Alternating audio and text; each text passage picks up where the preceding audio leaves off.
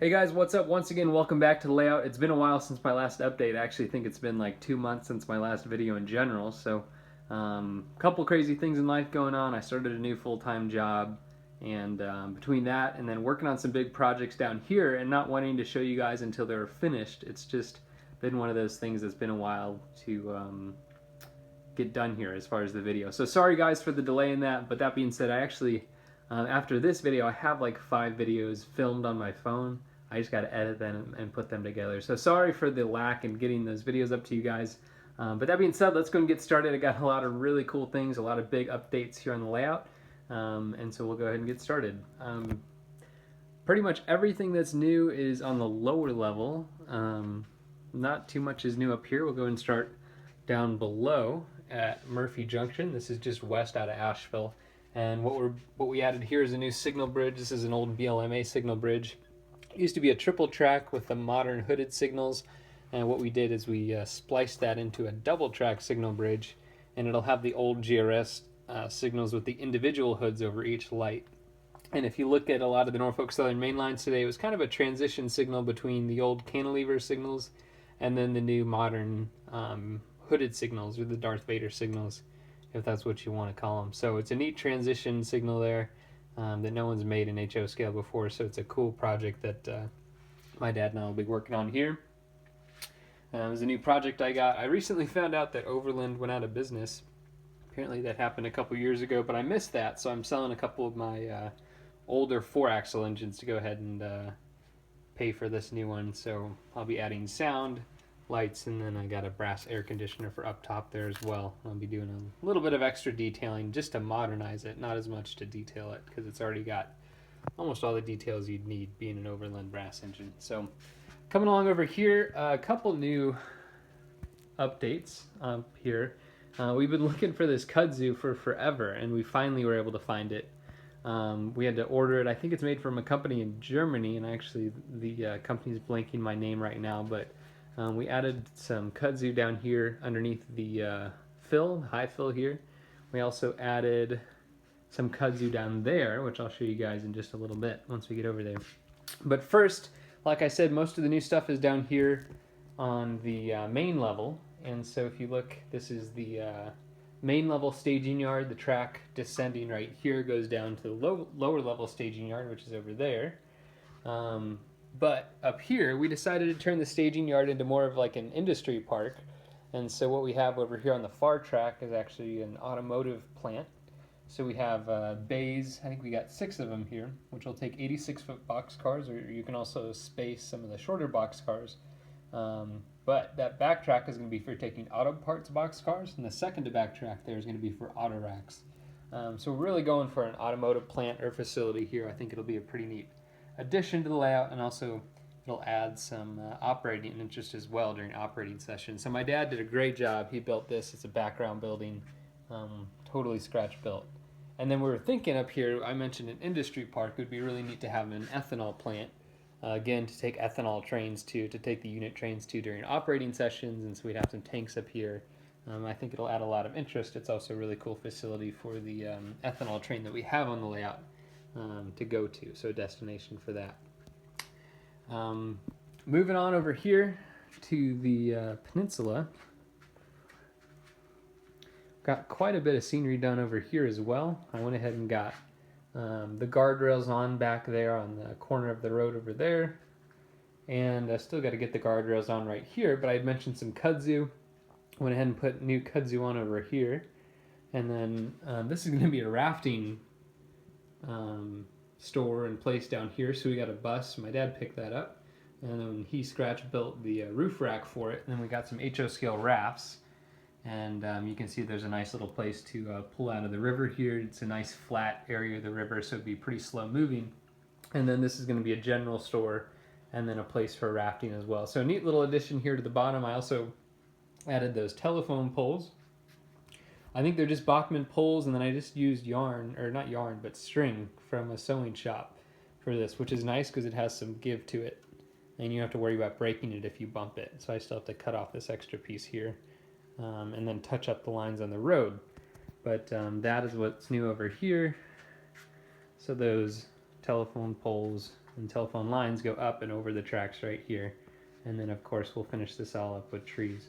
I also weathered the bridge here, just used some weathering powders for that, and then installed a couple details along here, as well as the posts on the edge of the bridges, which is pretty common for Norfolk Southern. So really all that's left for this scene is to do the water down there, and then to start doing trees, and then of course finish painting the lines on that road over there. But once that's done, that'll be about it. There are a couple details here and there, but that's really what's going on in the peninsula. And the biggest thing I want to show you guys that my dad and I have been working on has been ballasting and finishing the yard, and really getting the backdrops on. So last time you guys saw this, it was totally bare wood on the bottom there. The tracks weren't even painted, and then just blue backdrops there. So this scene is totally finished, and we've actually just about completely finished the entire yard. So I chose to do a lighter gray for the ballast for the main lines, which means I'm going to have to change this because that was done before. So my dad and I have been working on this for the past couple months. Here we did some custom backdrops. I've got a how-to video as well as some before and after videos, which are really cool to see the difference in what a backdrop makes. It just adds a lot of depth to a scene that's really only about 8 inches wide, but it gives it a really neat perspective there. So coming along over here, I'll do a little bit more in-depth video on this backdrop later, but since this is a quick layout update, I want to make sure we have time to cover everything.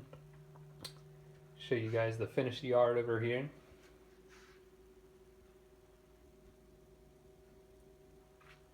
And then coming along over here, we went and also added some lights. We're using a lighting system by Woodland Scenics, which is all plug and play. It just makes it really easy. It's a little bit more expensive than it would be if you wired it yourself, but it's also a lot easier and saves a lot of time. Again, with the backdrops there, it just really adds a lot to the layout and to the yard here. So these lights are all lit.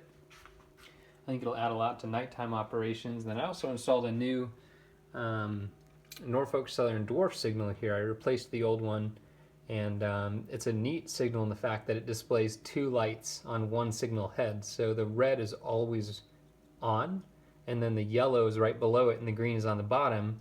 So for a diverging clear out of the yard, you'd have a red light on top and a green light on the bottom. It's just kind of a unique thing to Norfolk Southern that I thought would be fun to model. And I'm actually going to put a second one of those dwarf signals right here and make this a dispatcher controlled switch. And the reason I did that is because when the old signal was right here, it just wouldn't be realistic to pull a train that close to the main line, because you'd foul the main lines. So that's why I did that. And then also, you can see I installed the switch machines here for the actual dispatcher controlled switches. So just neat little things like that that add a lot of realism to the layout here. And then back here, this is an industry, but it's got an abandoned track to it. So what I'm going to do over here, we're going to add some trees, and then I have an old flat car, and what I'm going to do is, rust it out, weather it, and put a bunch of weeds and trees growing up and around it and through it, and I think it'll be a really neat looking effect there, sitting in front of the industry. And we got some of the bluish neon lights. It's almost a little bit too blue. The camera's making it more blue than it actually is, but might try to find a way to change the tint on that. A couple new coil cars here my dad was able to pick up, and also a neat addition to the freight trains here on the layout.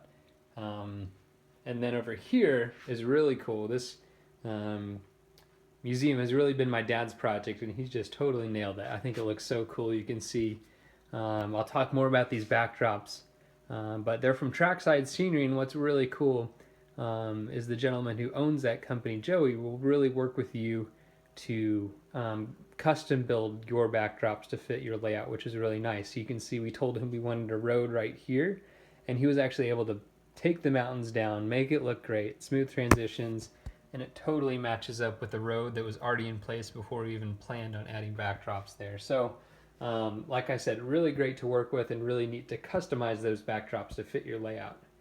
Another thing my dad did here, this entire building is scratch built. It's a museum, and you can see it's really well lit under there, which is cool. And then we also got some lamp posts around here and a little engine shed, which will eventually hold another steam engine. It's just on the workbench getting some sound right now, so I put the Southern in there. But really cool museum. We got some snack stands over here. The very first caboose my dad and I ever had growing up, so it's an old one that's special to us, and kind of cool in the track right there.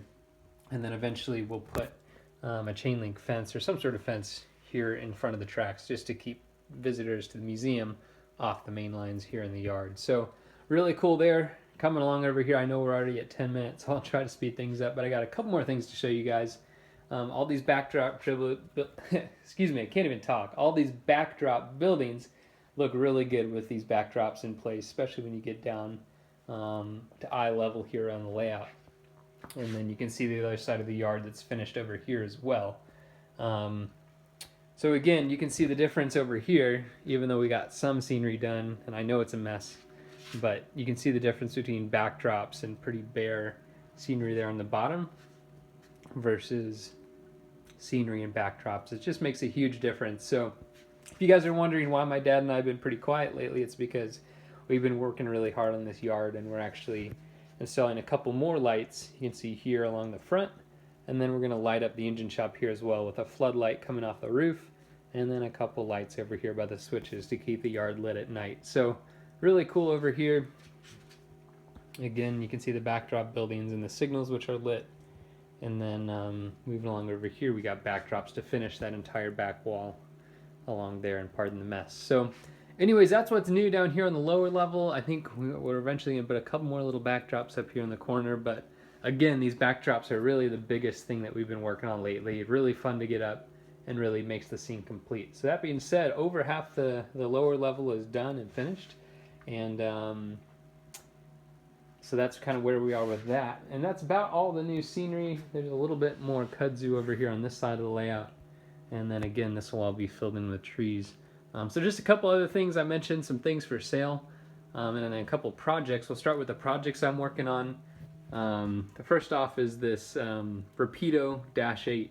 It's one of the full cowl body units, and what I had is an old detail kit from a resin model that I purchased in the past, and so I went ahead and added all see-through grills and vents to this thing. You can kind of see through the roof there, and then detailed the underframe here as well, and I'm doing a couple more of these for a friend of mine, a couple Canadian units, so I've got started on those, but still got a lot of work to go.